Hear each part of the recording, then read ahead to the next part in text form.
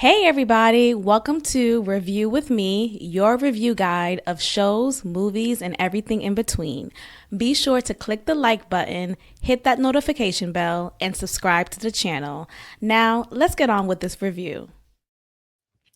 Hello, hello, hello. Welcome back to another review with me. I am your host, Maxine Wan. Never Ever Met, Season 2, Episode 10. This is the final episode where tough decisions will be made for the couples. I think this might be the last time I mean, after I do the rehearsal was the reunion episode.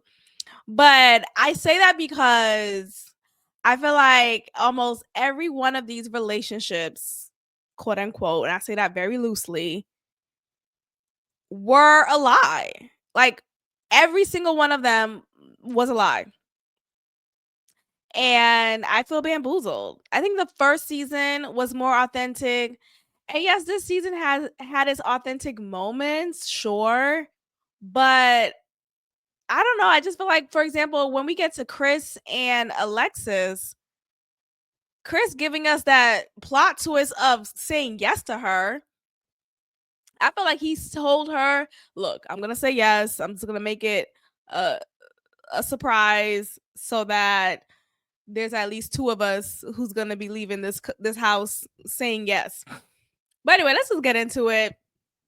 Chris is unsure he'd leave with Alexis. Throughout this whole season, you guys, we have seen no interest from Chris towards Alexis. So I was plot twist. I know I just said it earlier, but I was definitely surprised to find out that he said yes. And of course, Alexis said yes back. But anyway, let's continue with this chronological order. Jay thinks no couple will leave together. And you know how Jay is. Jay is very competitive. She feels like her relationship is the best relationship ever. It seems like girl, we get it. By comparison, your relationship looks better than everyone else's and it looks like the best one. But if this is the pool to make your sample decision on, then it's not a great pool. Okay? We get to Kiki and Brandon. They finally go on their second date. And Kiki takes him to Dave and Buster's. And she said in her confessional, because he's been acting like a kid, it's perfect for a kid. That was funny. That was funny. We then go to a date between Charlie and Jared.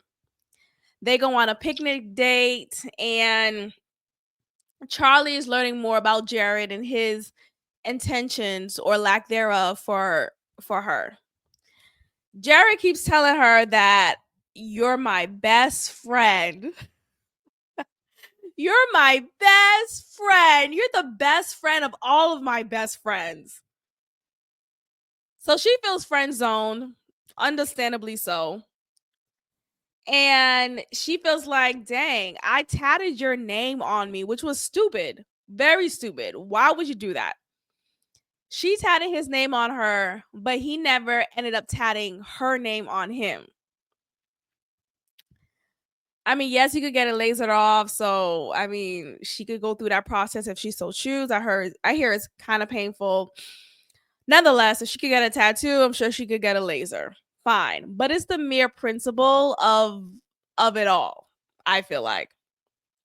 But throughout this conversation, she's learning that Jared is looking at her as a friend. And still in that time, she's finding ways, and I hate to use the term pick me, but it's the new term nowadays. So a lot of y'all understand it. She is coming across like a pick me because even in him saying to her very clearly, I don't see a future for us realistically. And yeah, I may still want you in my life because you're my best friend. I don't see a real place for you in my life. Meaning whenever we're around each other, you know, if I happen to visit where you live and vice versa, we can make time and hang out, but that's about it. We know Jared has been married before and he said that being married was very exhausting. He did not want to be a husband. It was exhausting living in that persona. And I think we need to hear more of that from people, right? Not just men. That is a shared sentiment from a lot of people, but there is so much judgment from sharing that because you're seen as a player or just this ain't shit type of person. When no, in all actuality, you just don't subscribe to how relationships in this society is supposed to look like. So I actually commend Jared throughout this episode. In the later segment, we learned about him not really being monogamous, but he kind of he didn't really answer the question correctly, but we'll get to that. But nonetheless, I feel like Jared, he is who he is. And I can appreciate someone being who they are, regardless of you not being happy with it or you wanting him to be one way, Charlie. I think that it is very commendable for Jared to be who he is. So I commend it. I'm fine with that. Jared feels like he needs to be more realistic, and he is more realistic. He says that moving to where Charlie lives takes him away from his son, whose mother is already established. And he made a very good point from that. Like, look, I have a child who I have already built a life with. Like, it's not like I just meeting. No, he didn't just meet his child. He's very much involved with his child's life. And I think this is the child who we learned about. I think he only has one kid. And this is the kid that he told Charlie after she told him, "Hey, I had a kid on you." And then he told her, "Oh, no worries. I had one too 6 months ago." And mind you, Charlie and Jared have been dating virtually. I say that loosely, dating. I say that loosely. But they've been dating loosely for 4 years. So I guess not a big deal. But the point is, he made a point to say, this is my gel, y'all. It's not dandruff, just gel. He made a point to say that the mother of my child is established and I'm not going to uproot her life and my son's life just because I'm going into this weird ass relationship with you. He feels satisfied now that he got everything out of his chest or off his chest, and he's a good guy. Like, he's good. He's good. He feels fine. He feels at peace. There's no question. There's no concern. None of that. But this is Charlie's face.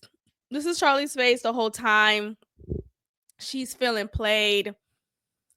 She's a perpetual victim. Yada yada yada.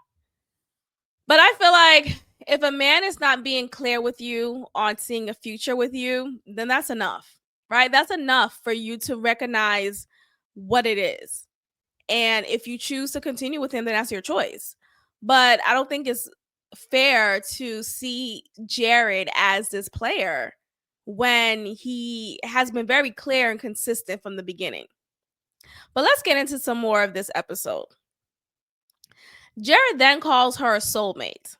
He calls Charlie a soulmate, but he does so while Charlie is crying and he's trying to comfort her.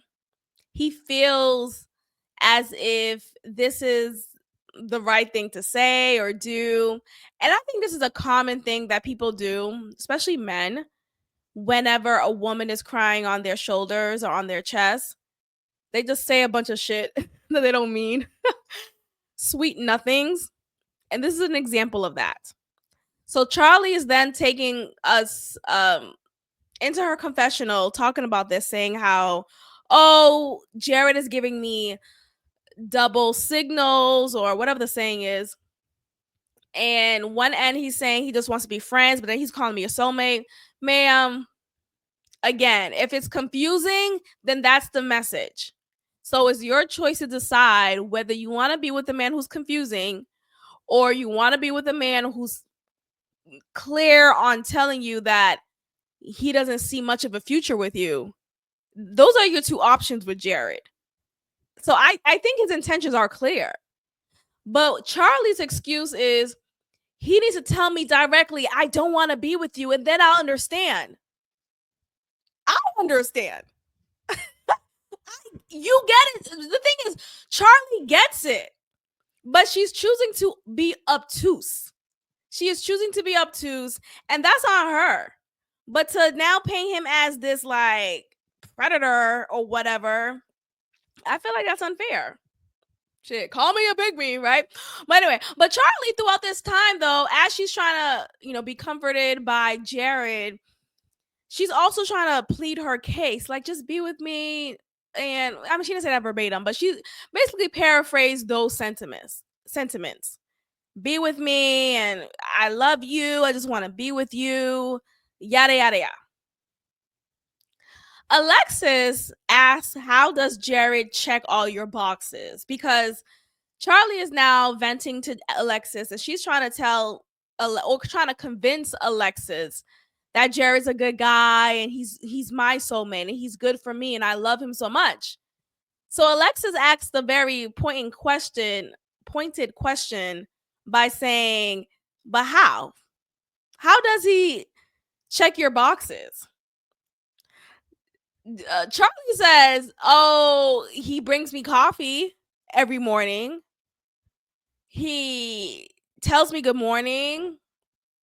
He says I'm beautiful, right? Things like that." And look, let's not act like those things don't make us feel good as women or just people in relationships, right? I feel like I don't want to dismiss the impact of that because it is nice. It is comforting that someone thought of you enough to bring you a breakfast beverage, right? Or bring you breakfast or text you good morning. All of those things are nice. But Charlie said herself that maybe she is stating the bare minimum. And maybe she is, but I'm looking at it beyond Jared. I'm looking at it beyond Jared because at first I was going to go into it by saying, dang, she is looking at it bare minimum. And maybe it is bare minimum, but if you haven't been receiving the minimum, hello? If you haven't been receiving the minimum, then yeah, it is a big deal. And yeah, I'm happy about it. So I don't feel like it's all the way bad, in my opinion. I don't feel like it's all the way bad that she feels Jared is just a great catch. Shit. If she hasn't been receiving good mornings and how you doing and breakfast, and she finally comes across a man who is giving her that, shit, I'll be happy too. But Alexis goes on to say, you should really take some time to be with yourself and love on yourself and yada, yada, yada.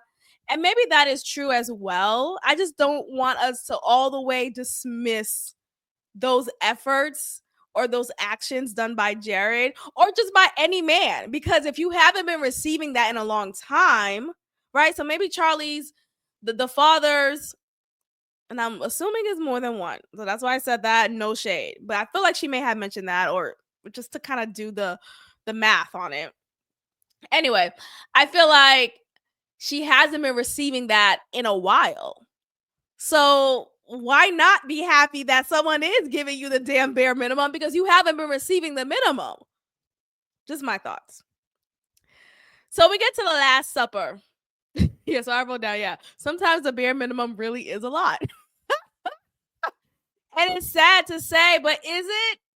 Is it? I mean, sometimes it is what it is. So it's not about being sad about being happy with the bare minimum. You have to build, right? You don't just go from nothing to maximum. Realistically, you don't. Some people could have the exception to that, but oftentimes you build off of that. So yeah, sure. Jared may be giving Charlie the bare minimum right now, but Charlie may have not been receiving the minimum at all in recent years. So yeah, let her be happy that she's getting the bare minimum from this guy, from this Jamie Foxx looking ass motherfucker. Let her be happy. And then eventually that minimum will grow and grow and grow. But the point is, let people be happy. Anyway, we get to the Last Supper. The Last Supper with the couples, and they're all seated together and talking about their plans or whatnot. Charlie shares that she appreciated everyone's point of view, and had she not been in this house, she wouldn't have received the POV from everyone regarding her relationship. She would have been in a bubble. Kiki says she learned a lot about herself. And we get to Alexis and Chris, who is the only couple who have not been in the boom boom room. And y'all want me to believe, this show wants me to believe that Chris genuinely said yes. Chris wanted to be on another reality show. And so he is. And he wanted to end off on a quote unquote bang. And that's why he said yes. I'm not buying Chris. So Chris could leave my screen. They play a couples game in the living room. Jared shares, because they share a bunch of different questions. Yeah, I forgot what the other questions, but I wrote down the main character here. And Jared shared with everyone that he does not believe in monogamy. But here's the thing. It's not that he didn't answer the question accurately, though. Because what he said right after that was he feels like, no one is in ownership of anyone, and it's just your time. It's your time right now. He says he doesn't believe in cheating. He will leave before he cheats. But that's not, like, what are you talking about? That's not quote unquote monogamy versus polygamy or anything like that, or polyamory. It's not about that. It's about, you just see relationships as a limited time, right? You don't see forever in a person. And I think there's some unpacking there that Jared could do to explore why he sees it like that. I wonder if he sees a poor example of, maybe it doesn't have to be quote poor in a sense of relationships, but I just wonder what his parents' relationship looked like to him. I want to know, what were the relationships he saw as an example growing up, for him to have this perspective. Because it's fine if you don't believe in monogamy. Like, I'm not here to judge that. I think, again, Jared is allowed, and he should be allowed to be who he is. But what I am curious about is how he says he feels like he's on the side of, he doesn't believe in loving because it leads to heartbreak. He feels like he would rather never love at all than love lost. That's his POV. And that tells me a lot. That tells me he has a negative mindset, a fixed mindset when it comes to relationships, when it comes to anything. He feels like there's an expiration date. And sure, in theory, yes. In reality, yes, right? We all, we don't get to live forever, and things happen, right? Even prior to death, a relationship that you was in for many, many years ran its course. But I think if you go into something with that mindset, you don't allow yourself to be fully invested, and that's cheating you from a great experience. So I wonder, what were some examples of relationships in Jared's upbringing that could have influenced his POV. So we get to Alexis. She's begging for the D. That's what I wrote down. She is begging for the D from Chris. Chris is saying, absolutely, I'm just using you to be on this show. And it's quite embarrassing. Alexis kind of just feels like, look, she is who she is. I'm not going to change who I am. I embrace how dominant of a woman I am. And there's nothing wrong with that. Jared wakes up in the middle of the night to apologize to Charlie because, earlier during the couples game, the way that he was going ham on he doesn't believe in monogamy, and if it's your turn right now. Charlie was definitely feeling some type of way, and this was her facial reaction throughout that game. So Jared woke up in the middle of the night to kiss on Charlie and apologize to her. And of course, what does Charlie do? Accepting that D. Like, this nigga's fine as hell. I get it. No, but again, Charlie is doing this whole, I'm just so confused. I don't know what to do. I'm just so you know what to do. You make the choice. You can make the choice and do what you want to do. So regardless of someone being confusing to you, because sure, Jared may come off a bit confusing at times if you're not really paying attention. That's what I'm saying. Because I think his intentions are very clear. He just wants to fuck on you. That's the intention for me. That's blatantly clear. Blatantly clear.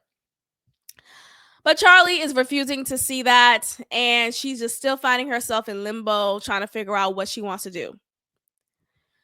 We get to the part where the decisions have to be made, and the couples have to figure out whether they want to leave together or leave apart.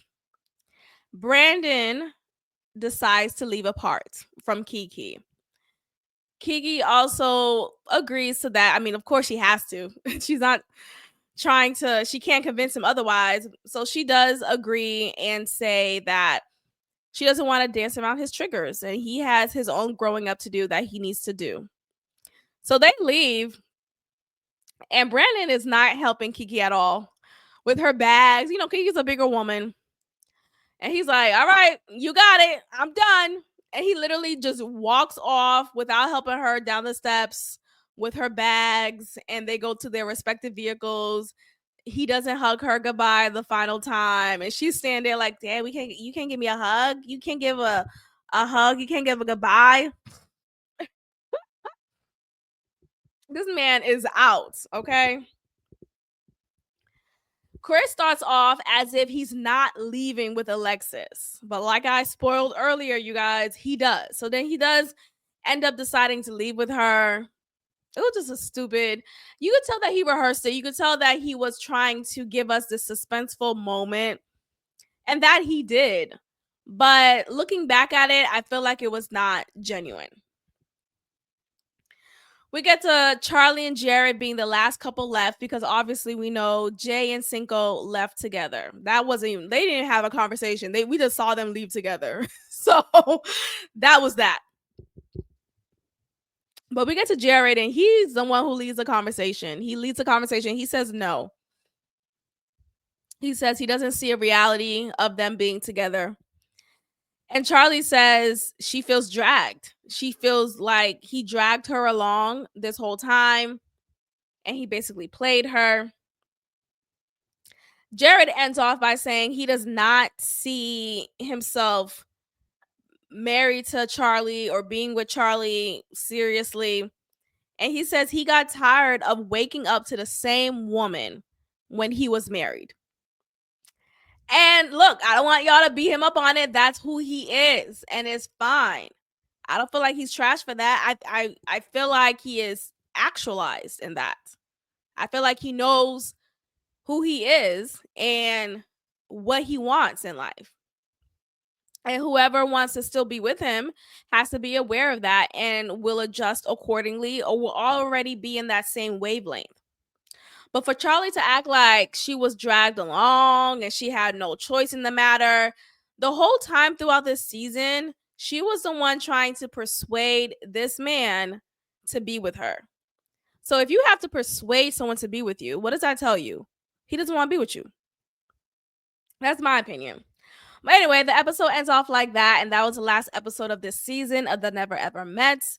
We're going to go ahead and review the reunion episode in the next video, so check that out. Make sure you like, share, and subscribe to my channel and like this video, share this video, and I'll see y'all next time. Bye.